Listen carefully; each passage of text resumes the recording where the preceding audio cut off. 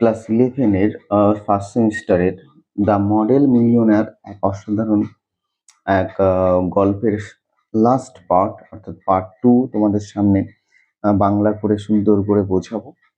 যারা প্রথম এই চ্যানেলে আজকে এই ভিডিওটা দেখছো তাদেরকে জানিয়ে রাখি, এই ভিডিওটা দেখার আগে অবশ্যই পার্ট 1 ভিডিওটা দেখে এসো।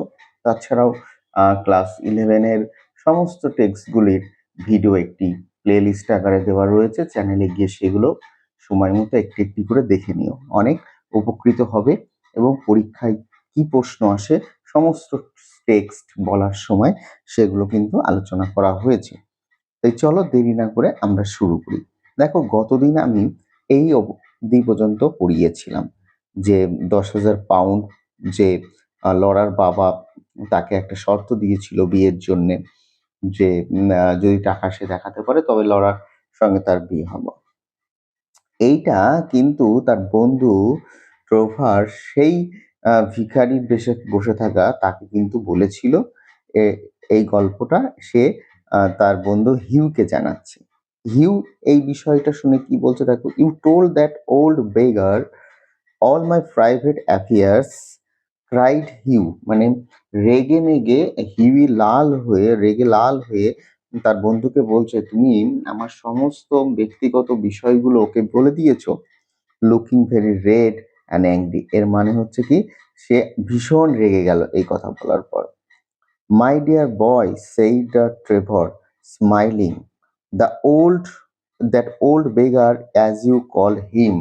বলছে ট্রেভর হাসতে হাসতে যে, ভাই শোনো, তুমি যাকে ওই বৃদ্ধ ভিখারি বলে ভাবছো বা ভিখারি বলছো, is one of the richest men Europe. সে কিন্তু, তুমি জানো না, ইউরোপের মধ্যে সব থেকে একজন ধনী ব্যক্তি কিন্তু।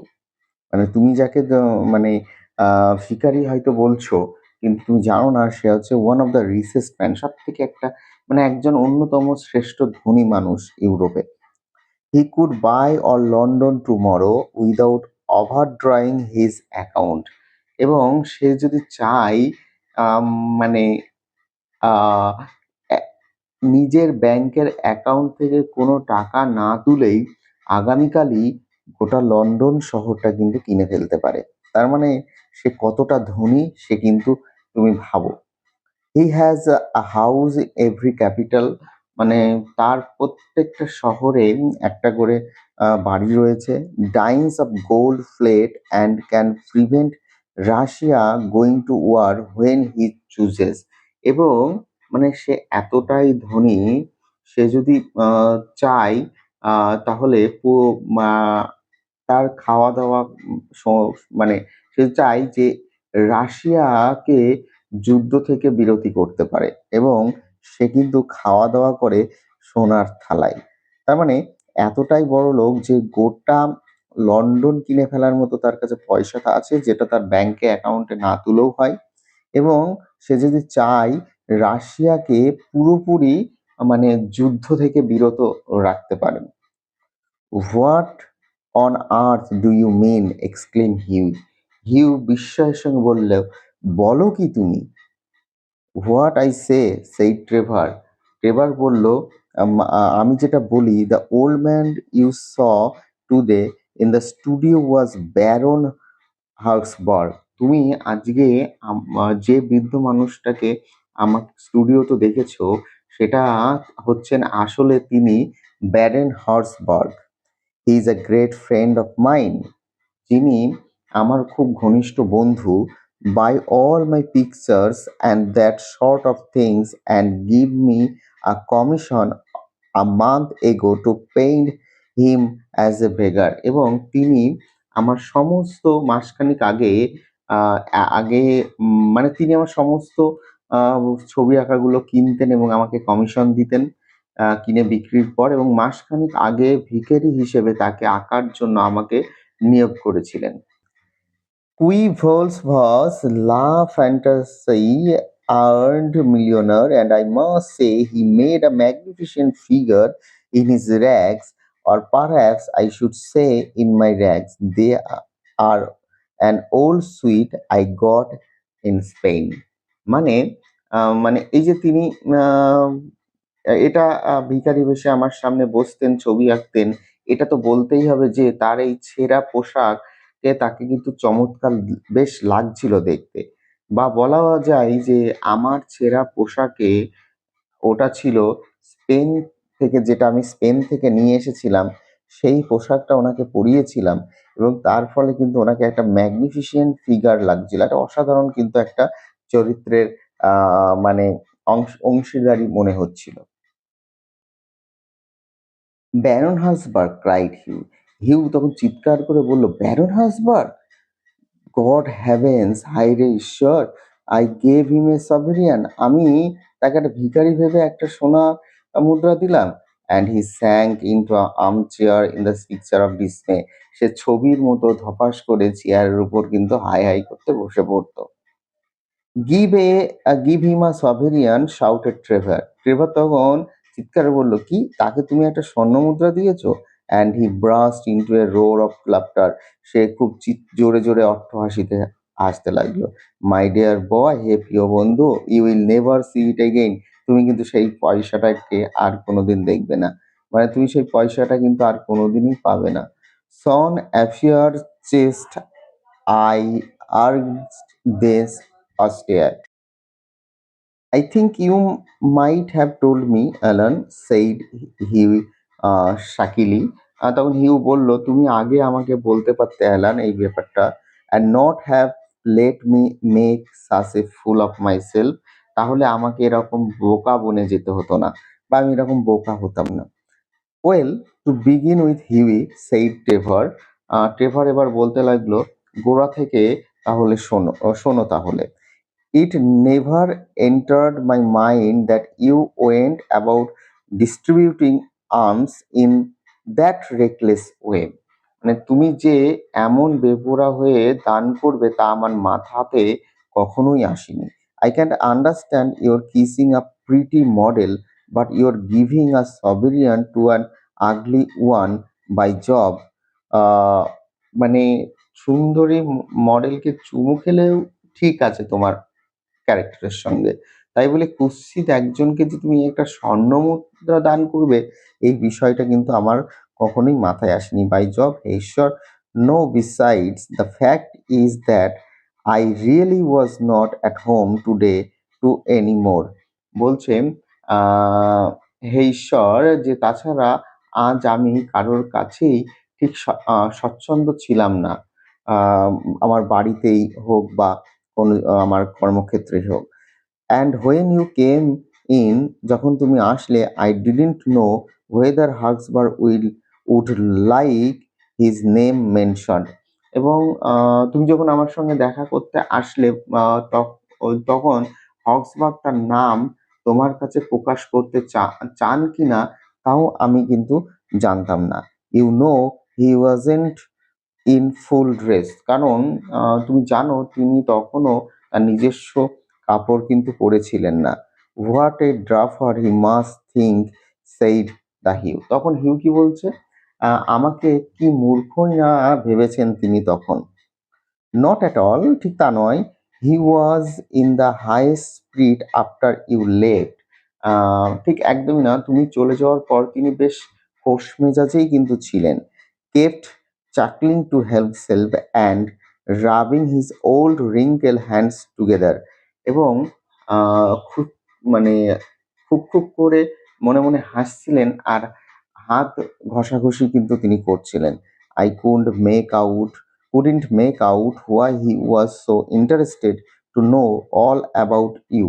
এবং আ সব ব্যাপারে তিনি এত কৌতূহলী কেন? মানে আমি তখন কিন্তু মানে আমি এটা বুঝিনি যে তোমার সব ব্যাপারে সে এত কেন কৌতূহলী। But I see it all now. আমি এখন ব্যাপারটা বুঝতে পারছি। "He will invest your sovereign for you, Hughie." কারণ সে কৌতূহলী হয়েছিল এই কারণেই, এখন বুঝতে পেরেছি তোমার দেওয়া স্বর্ণ মুদ্রাটি তিনি তোমার নামেই খাটাবেন। মানে কি তোমার নাম করেই সে কিন্তু ইনভেস্ট করছে। Pay you the interest every 6 month, এবং তোমাকে ৬ মাস অন্তর, অন্তর তার সুদ দিয়ে যাবেন। and have a capital story to tell after dinner. এবং ডিনারের পরে এই নিয়ে একটা মুখরোচক গল্প বলতে বসেন। তার মানে যে স্বর্ণ মুদ্রাটা দিয়েছিল হিউই, সেটা কিন্তু সে তার বন্ধু বলছে, "এই মুদ্রাটা তো কিন্তু তোমার বিফলে যাবে না। সেটা তোমার নাম করেই কোনো একটা কাজে ইনভেস্ট করবে এবং সেখান থেকে প্রতি ৬ মাস অন্তর, অন্তর কিন্তু তোমাকে তার একটা ইন্টারেস্ট দিতে থাকবে। এই জায়গাটা তোমরা কিন্তু একটু নোট করে নিও।" "I am an unlucky devil," growled Huey। তখন এই হিউই এই কথাটা শুনে মানে বলতে লাগলো, "আমি এক" মানে গ্রাউলড মানে গজগজ করতে রেগে, যে আমি এক হতভাগা। "The best thing I can do is to go to bed." আমি মনে করি এখন আমার বাড়ি গিয়ে শুয়ে পড়াটাই ভালো। "And my dear Alan, you mustn't tell anymore." এবং আমার প্রিয় বন্ধু অ্যালান, এসব কথা কিন্তু আর কাউকে তুমি বলো না। "I shouldn't dare show my face in Row." কারণ তুমি যদি বলো তাহলে আমি কিন্তু পাড়ায় আর মুখ দেখাতে পারবো না। কোন কথাটা বলো তো? ওই যে আম টাকা না দিলে আ লরার বাবা তাকে বিয়ে দেবে না, এই কথাটা। "Nonsense, it reflects the highest credit on your a philanthropic spirit, Huey." বলছেন, এই কথা বলবার বলছে, "বোকা কথাকার, এই ঘটনা তো তোমার মানব প্রেমের সর্বোত্তম প্রকাশ। And don't run away." তুমি পালিয়ে যেও না। "Have another cigarette." এবং আরেকটা সিগারেট নাও। "And you can talk about Laura as much as you like." এবং এখন তুমি লরা সম্পর্কে যতটা ইচ্ছা কিন্তু আমাকে বলে যাও। হাউএভার, এই কথা বলার পর, হাউএভার যাই হোক, হিউই উডন্ট স্টপ, কিন্তু হিউ থামলো না, but walked home feeling very unhappy. মন খারাপ করে সে বাড়ির দিকে হাঁটতে লাগলো, and leaving Alan Trevor in fits of laughter. এবং ভারাক্রান্ত মনে যখন হাঁটতে লাগলো অ্যালান ট্রেভারকে ছেড়ে, এবং সে অ্যালান ট্রেভার কিন্তু ভীষণ একটা মনে মনে অট্টহাসি হাসতে লাগলো। রাতটা কেটে গেল। পরের দিন সকালবেলাটায় কি হচ্ছে চলো দেখি। নেক্সট মর্নিং, পরের দিন সকালবেলাটায়, as he was at breakfast, মানে সে যখন সকালবেলার খাবারটা খাচ্ছিল, the servant brought him up a card on which was written, Monsieur Gustavi Nordin de la Porte, the মেল লে ব্যারন হাক্সবার্গ। এটা হচ্ছে ওখানকার ইরিশের একটা স্থানীয় ভাষা। বলছে চাকরটি তাকে একটা কার্ড দিয়ে গেল, যে কার্ডের ওপর লেখা ছিল ব্যারেন্স হাসবার্গের পক্ষ থেকে, মহাশয় গুস্তাভ নন্দিন। এটা তার ওয়েলকামিং এর একটা ব্যাপার। "I suppose he has come for an apology," said Hughie to himself. Hughie মনে মনে ভাবতে লাগলেন গতকালের ভুলের জন্য তিনি ক্ষমা প্রার্থনা করতে হয়তো এসেছেন। And he told the servant to show his visitor up. চাকরকে বলল, যাও ওই লোকটাকে নিয়ে আসো উপরে। The an old gentleman with gold spectacles and grey hair came into the room। এবং সোনার চশমা পরা আর পাকা চুলে ভরা এক বৃদ্ধ ভদ্রলোক তার ঘরে এসে প্রবেশ করলো। অ্যান্ড সেইড, বলল, in a slight French accent, একটু ফরাসি উচ্চারণের কায়দায় বলে উঠল, have I the honour of addressing monsieur monsieur Erskine. মানে আমি কি মহাশয় আর্সকিনের সঙ্গে কি দেখা করতে পারি, বা আমি তার সঙ্গে কথা বলছি? হিউই বাউয়েড। হিউ মাথা নেড়ে সাড়া দিল। "I have come from Baron Hausberg." আমি ব্যারন হাক্সবার্গের কাছ থেকে এসেছি। হি কন্টিনিউড, সে এটা বলতে লাগলো। দ্য ব্যারন, মানে ব্যারন হাক্সবার্গ, মানে আরো একবার বলতে চাইলো। তখনই কি বলছে, "I beg sir that you will offer him my sincerest apologies." Stammered হচ্ছে হিউই।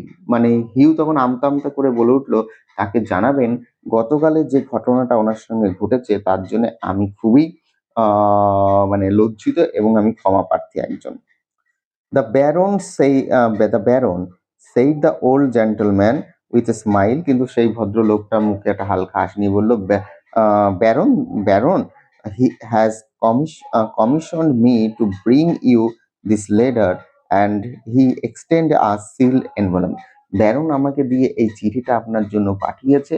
আর এই কথা বলে তিনি কিন্তু মুখ বন্ধ করে খামটা হিউয়ের দিকে এগিয়ে দিলেন।